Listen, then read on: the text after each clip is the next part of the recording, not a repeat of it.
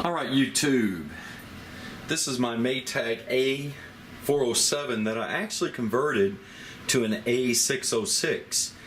One of the major differences between the two models is that the A606 actually has a dedicated 2-speed action switch.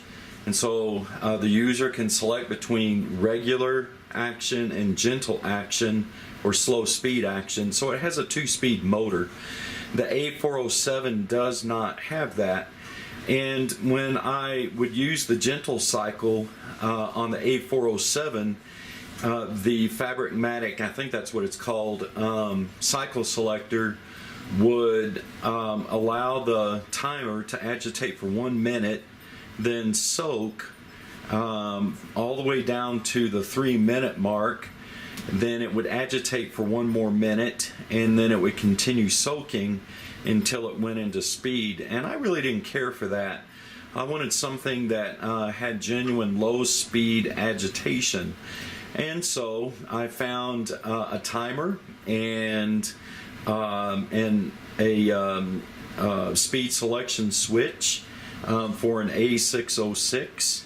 And I also found a 4-option wash rinse selector switch that I'm not sure is original to the A606 model.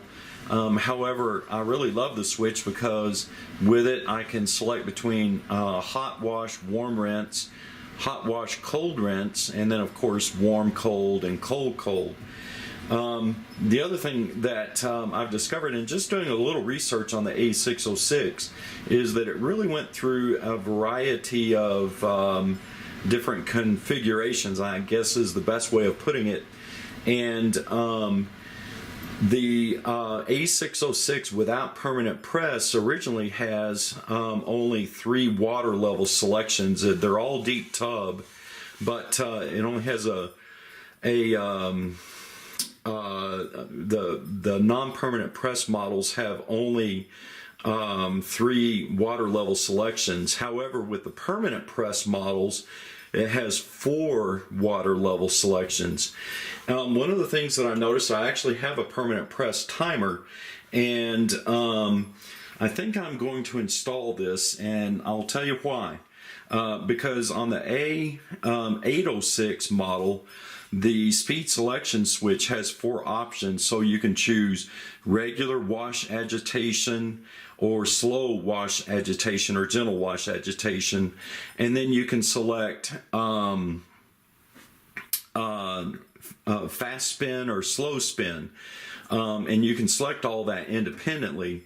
And I noticed that on the wiring diagram for the A806 that there's this terminal right here which says 3S on it, and this happens to have a 3S terminal that is not present on the A606 permanent press wiring diagram.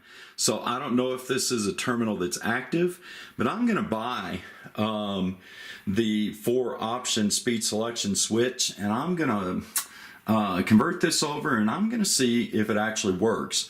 But I want us to just check it out and see how the A606 operates on slow agitation. I probably won't run the entire cycle on slow agitation, but I want to see how it rolls the clothes over, and we're going to check it out together. So what we're going to do is choose gentle action. We're going to do a warm rinse, warm wash, cold rinse. We're going to do an extra large load because I have a fairly large load of clothes. And let's just see how this does. And let's go ahead and just select 12 minutes on the timer.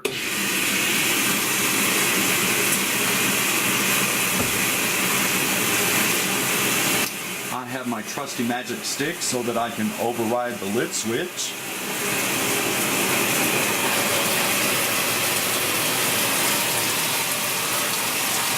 And I'm going to adjust my camera angle.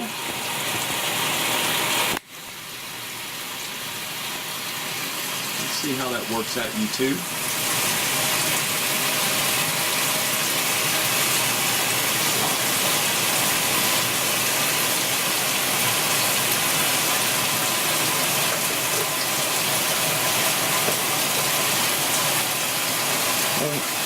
Add a little Tide laundry detergent. As I've said in previous videos, my grandmother swore by Tide.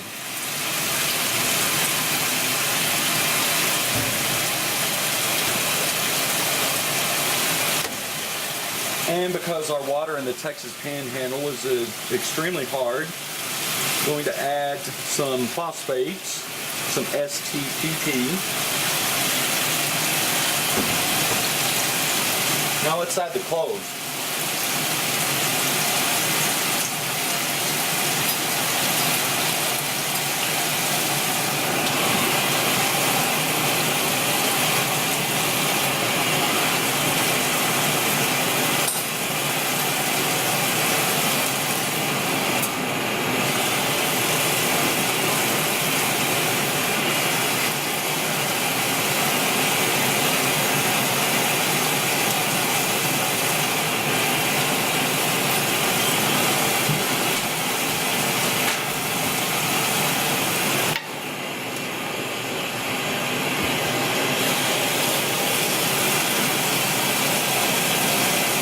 And of course, we have to have a little downy fabric softener.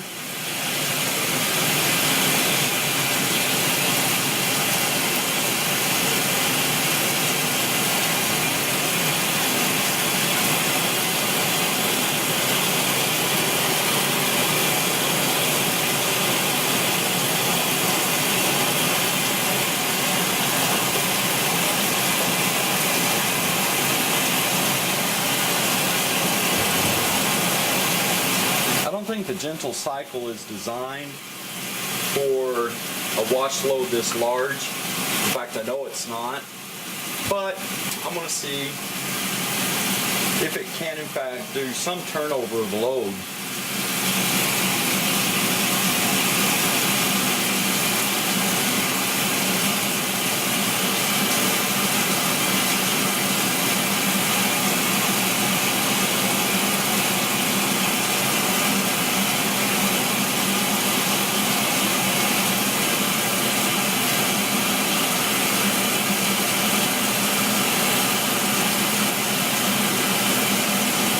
This agitator new, and it did not come, of course, with the dispenser cup or a fabric softener, or I'm sorry, a lint filter. So I had to search high and low for a lint filter for this particular model. Finally came across one, and the filter itself was not actually molded to the cup, and so therefore when I would pull the cup off to clean off the lint filter, they would separate, and then I would have to reach my hand down in there and pull the lint filter out, and that was really inconvenient because you can tell I have sort of fat hands and fingers. So to solve that problem, I just epoxied the filter to the dispenser cup, and that solved the problem, as I said.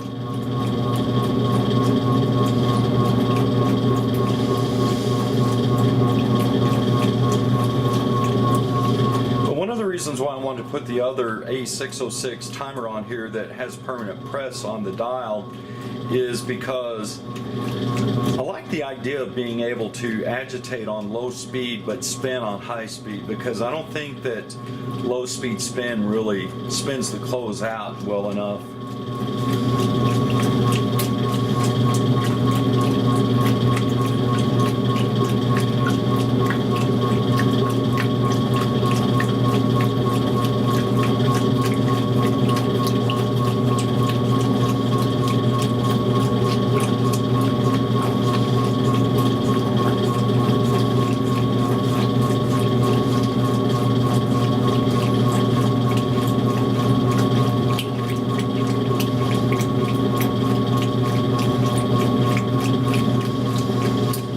The agitator is trying to pull that jacket under, slowly but surely.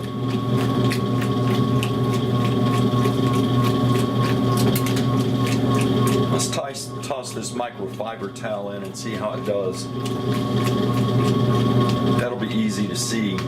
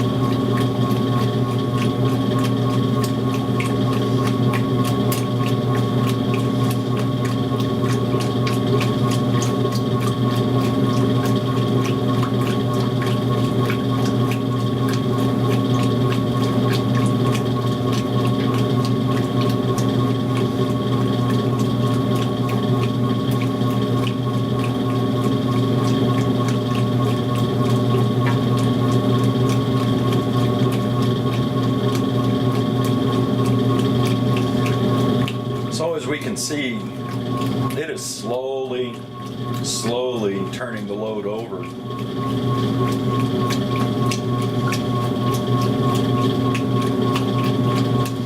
And I think if this were not stuffed so full of clothing and garments, that would do a much more effective job of rolling over the load. But it's starting to work on it.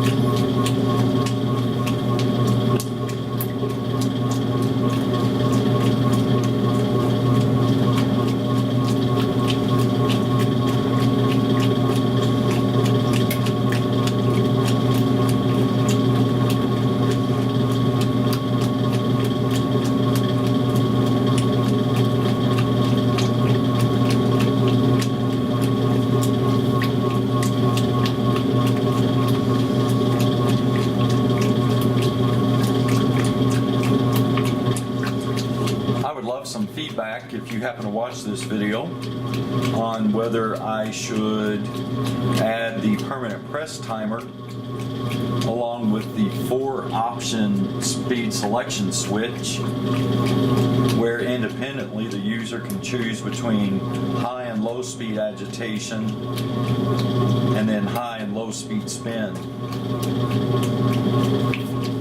I'm not sure that speed selector switch will work with that timer, but there is that terminal on there. I would have to alter the wiring just a tad bit and come up with a wiring harness of my own in order to accommodate all the wiring, as there's the yellow microfiber towel.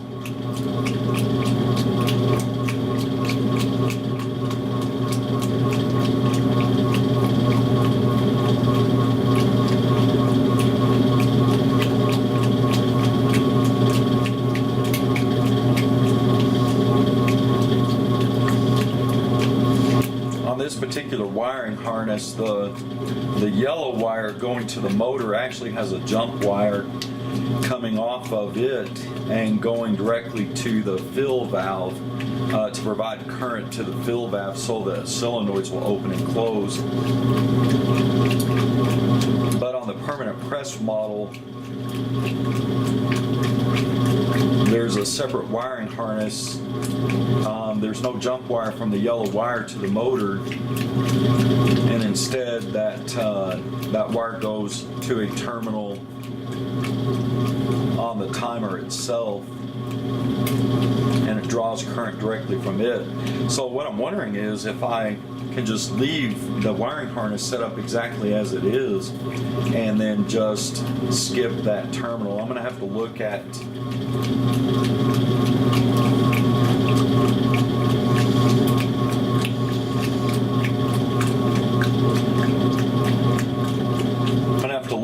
the permanent press timer a little more carefully and think that through.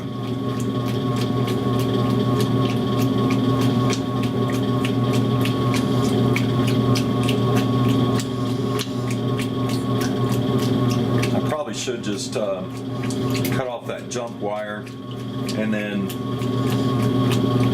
put a wire nut on the end of it,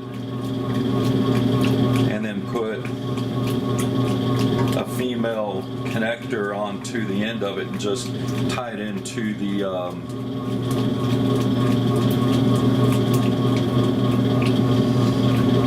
timer, attach it to the timer as the wiring diagram indicates. But again, this is the terminal for that 4 option speed selector switch. That does not appear on the wiring diagram for the A606 permanent press timer. And I'm assuming that because it is on there, that it is actually a live terminal. So we'll see, or an active terminal.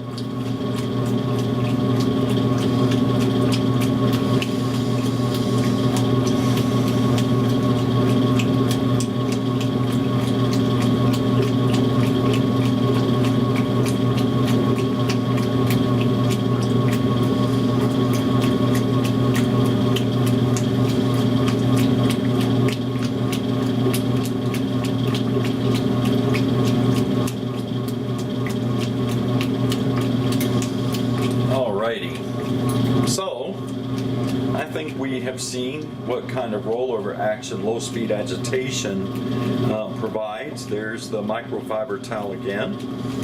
And let's see how it does on high speed agitation with just the few minutes left that we've got.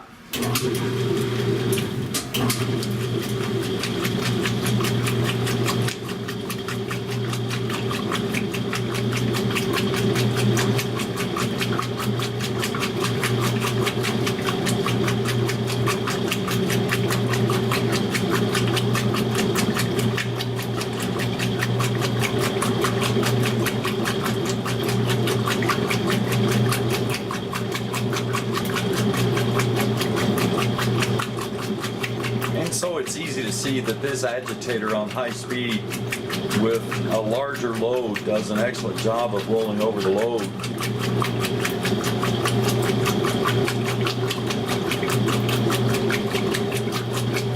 But I must confess, for the sake of nostalgia, that I really prefer this old turquoise agitator that was apparently originally designed when Maytag came out with the orbital transmission. It's a slight design change. It has the fins, which the power fin agitator did not have, the original power fin, but it has these shark fins, and then the overall diameter of the agitator is actually slightly smaller than the older power fin agitator. And the other thing is it has a set screw.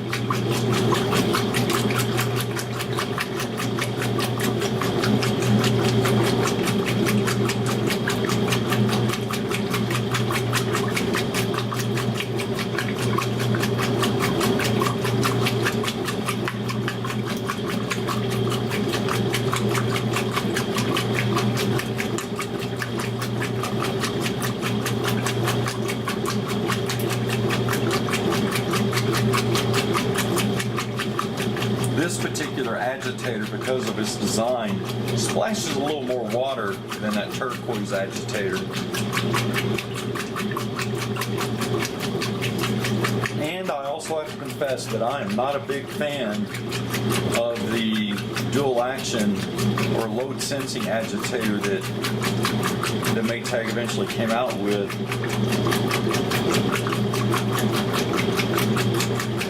It may be a little more gentle and closed, but I've used it many, many times, and I have tested it, and it's hard for me to tell if there's actually any better rollover of the clothing with the dual action agitator that Maytag designed.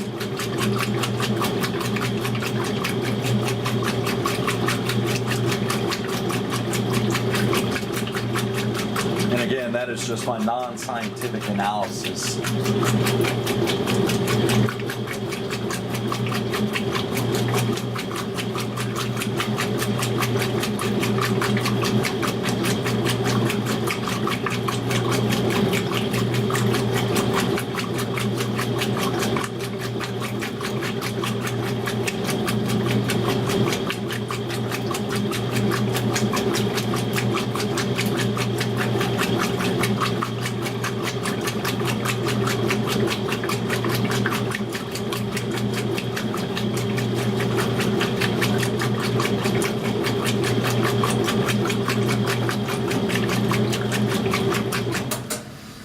Alright, so we're in a 45-second pause.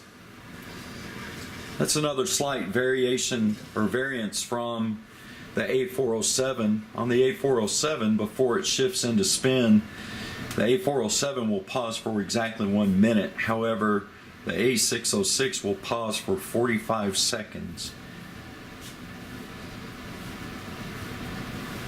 The A407 does a 2-minute drain and spin before the spray rinse, and the A606 does a 2-minute and 15-second drain and spin, and then gives us a 45-second spray rinse, where on the A407 it provides a 1-minute spray rinse.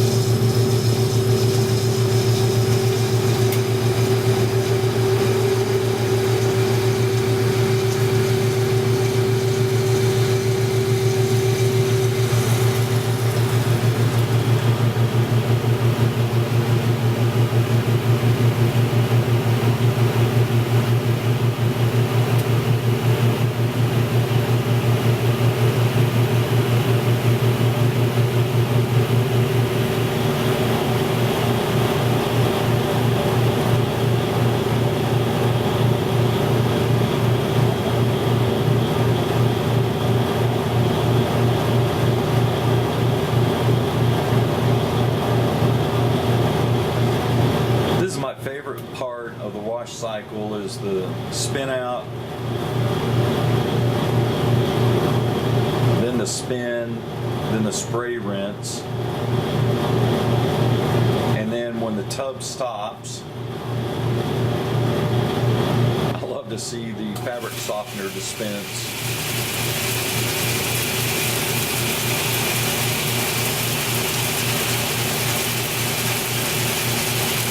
Let's see if we can't get a little bit better view of all that. Bear with me here.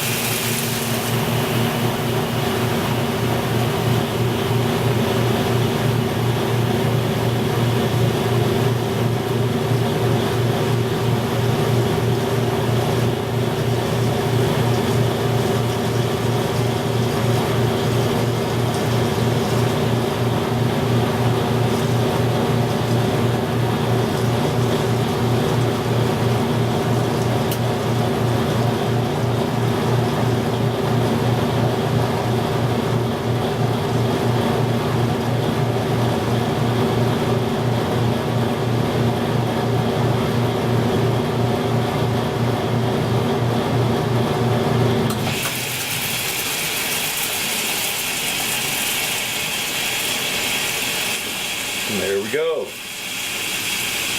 I love that.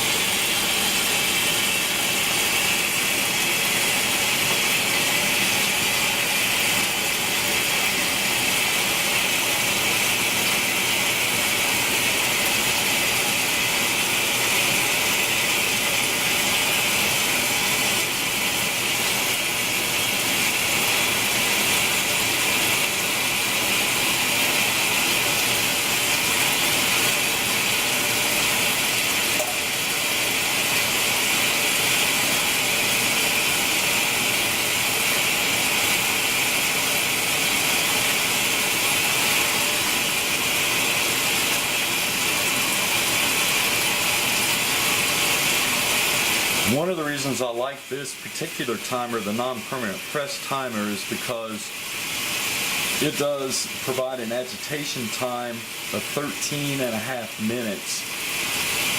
And I like the ability to select the longer agitation time on occasion when I want to. Usually I set it on 10 minutes, which is the limit for many of the Maytag timers, except on the permanent press timer. The regular cycle has 10 minutes on it, but the permanent press cycle has 8 minutes on it. I don't know that I would ever use the permanent press cycle on that timer, but the main reason I want to try it out at least is because I really love the idea of having the 4 options on the speed selector switch.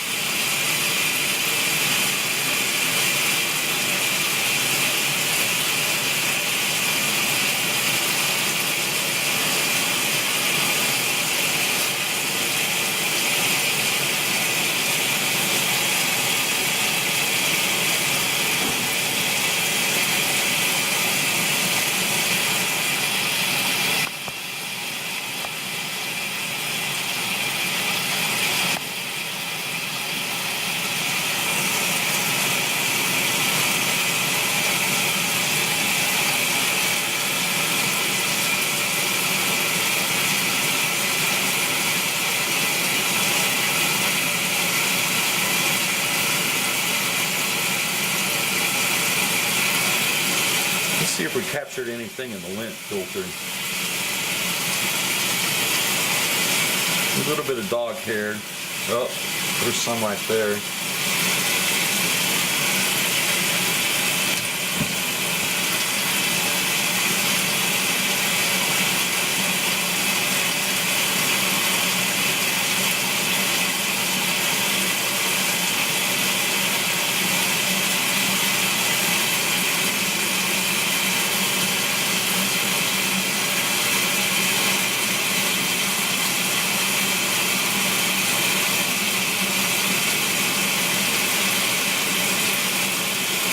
When I first moved into this house, I had a HE top loader with the impeller in the bottom of it. It was a Whirlpool made Kenmore washing machine, and so it used very little water, and I was having major plumbing problems on this end of the house, and I had a plumber come out and run a camera up through the sewer line, and what he told me is that at a certain point down the sewer line, lint and debris, toilet paper, things like that, because there's a half bath on this end of the house next to the utility room here, would sort of get caught up on this flange. And the reason he said that was happening is because of low flow toilets and the high efficiency washing machine that I had. And so that's when I decided to just swear off HE washing machines and see if I couldn't just bring back to life vintage models that use plenty of water to flush out the sewer line.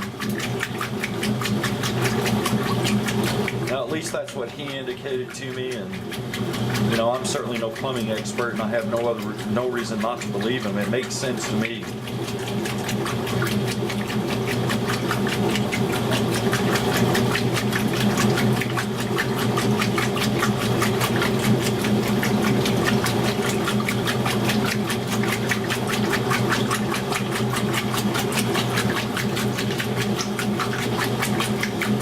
I think one of the other reasons I may prefer that turquoise agitator over this one, and I don't know, I'm going to have to think this thing through and experiment with it a little bit, is that I think the turquoise agitator may be a little kinder and gentler on clothing. I don't know if all of the veining on the barrel of this agitator, along with the more flared shark fins, provide enough aggressive agitation to damage the clothing. I would sure love to hear some comments on that.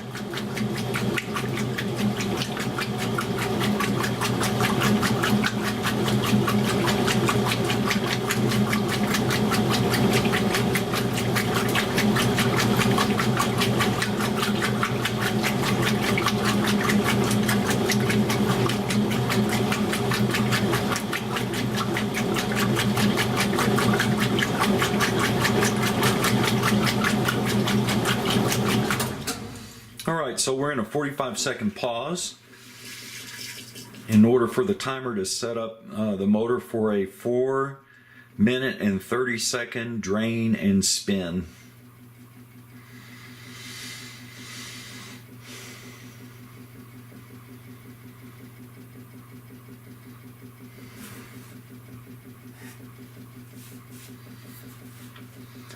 If you listen carefully, you can hear that timer just humming away.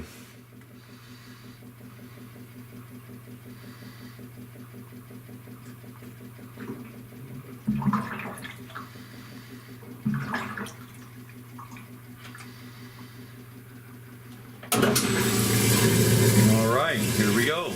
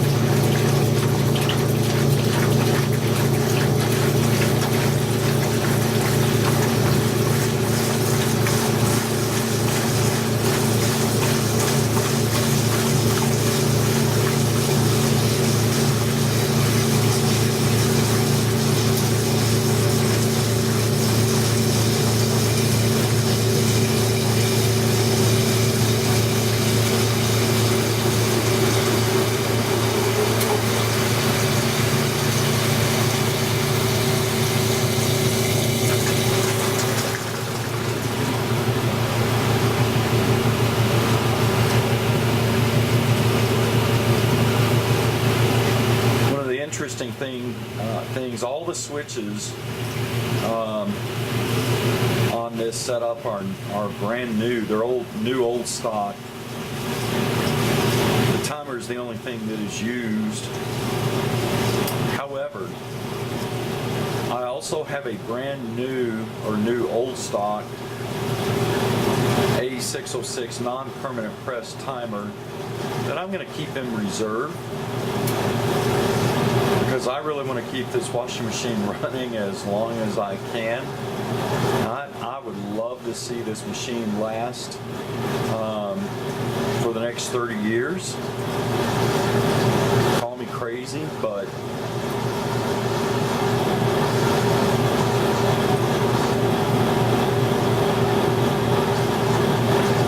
I still have all the old switches, the motor, timer, from the A406 407. And I'll hang on to those things, and I also have the everything, and the timer dial. And if for some reason I need to, I can just convert everything back over.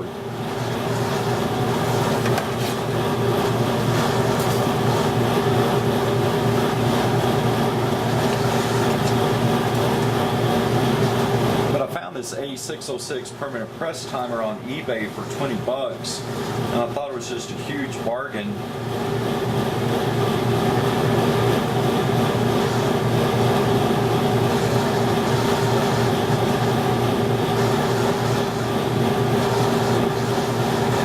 Came with the dial,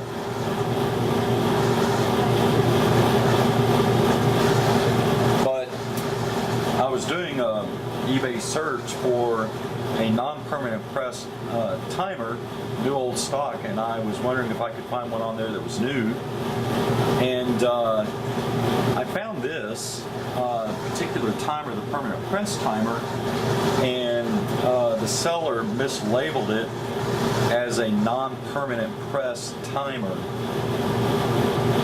and because the dial was still attached to the timer itself, then of course I immediately recognized it for what it was, and when I received it, I examined the terminals on it to make sure that in fact it was a permanent press timer, and it is, and of course I cross-referenced the part number, and it is the correct part number.